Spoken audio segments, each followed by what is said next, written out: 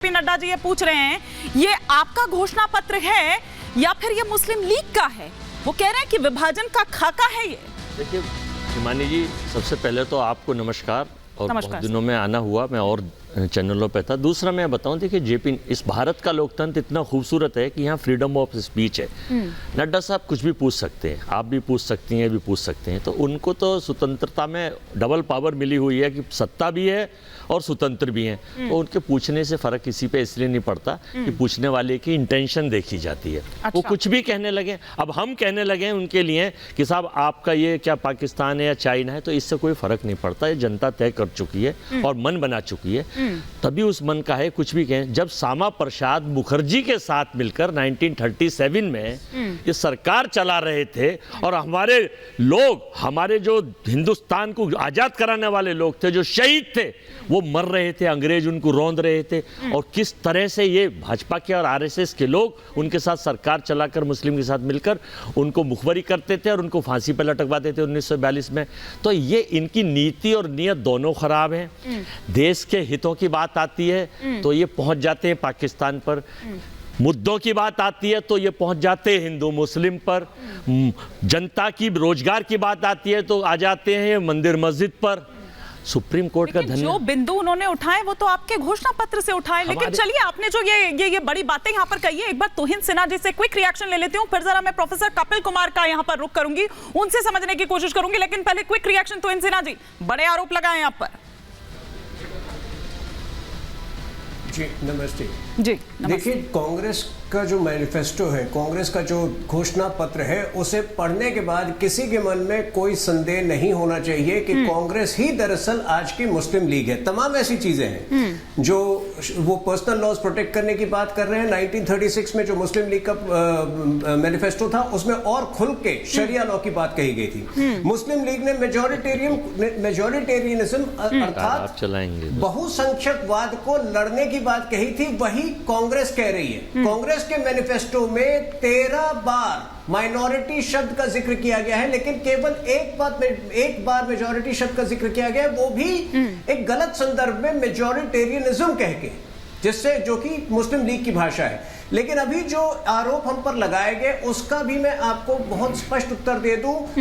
श्यामा प्रसाद जी मुखर्जी जी का कभी भी, जब वो हिंदू महासभा में थे, मुस्लिम लीग के साथ कोई गठबंधन नहीं था।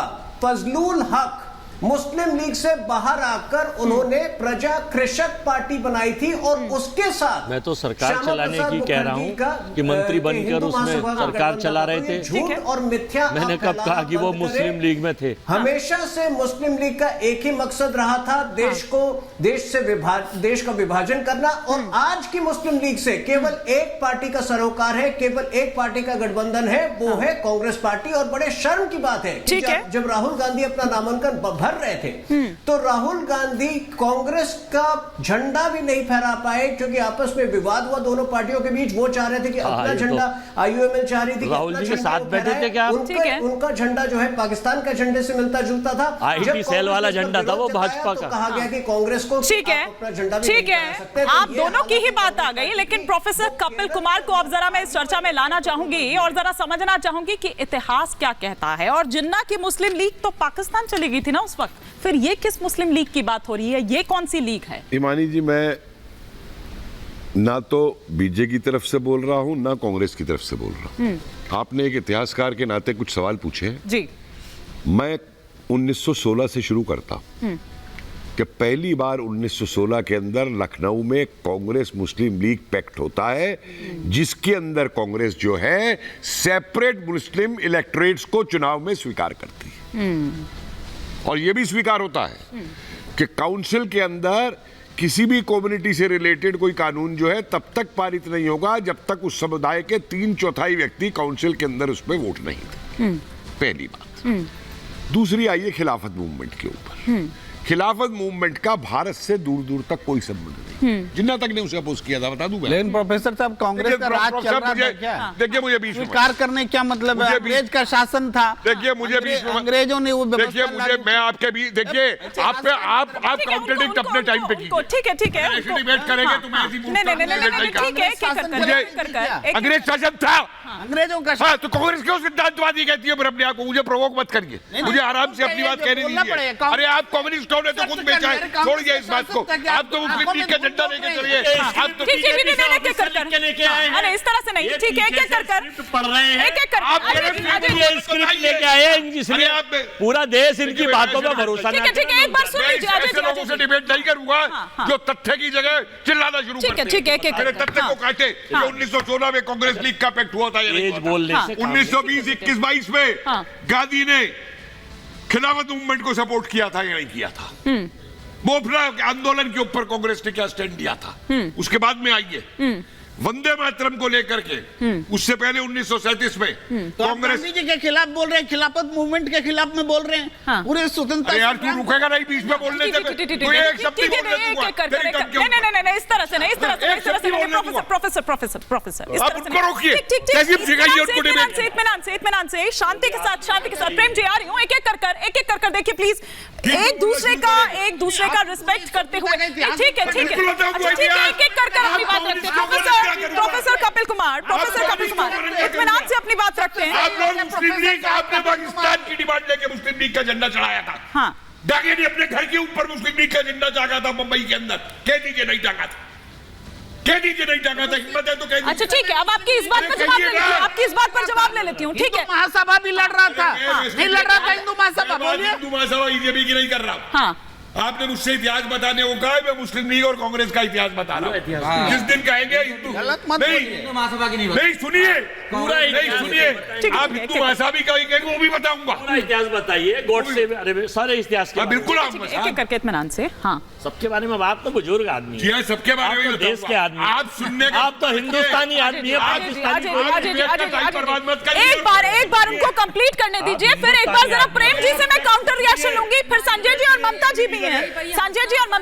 एक सेकंड इत्मीनान से। हाँ, 1937 के अंदर यूपी के अंदर कांग्रेस एक पैक्ट करती है मुस्लिम लीग से कि सरकार मिलके बनाएंगे, रिजल्ट जो भी हो। उस पैक्ट से पीछे आ जाती है।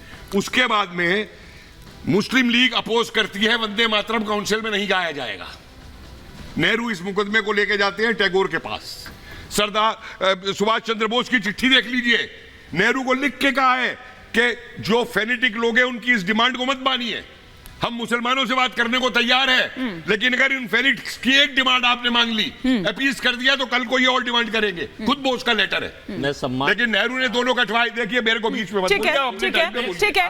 प्रोफेसर साहब आप कंप्लीट करिए, फिर एक बार प्रेम जी से मैं रिएक्शन। हमारे कुछ 10 सेकंड समय देंगे, मैं इनके जवाब मेरे पास। एक एक कर आते हैं। मैं पार्टी प्रवक्ता हूँ आप लोगों की तरीके से, मुझे किसी पार्टी को उसको कुछ नहीं कर रहा है आपकी तरीके से।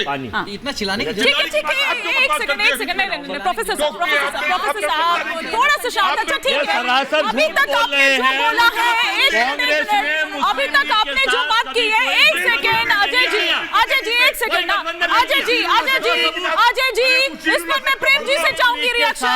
एक सेकंड अजय जी एक सेकंड रुकिए।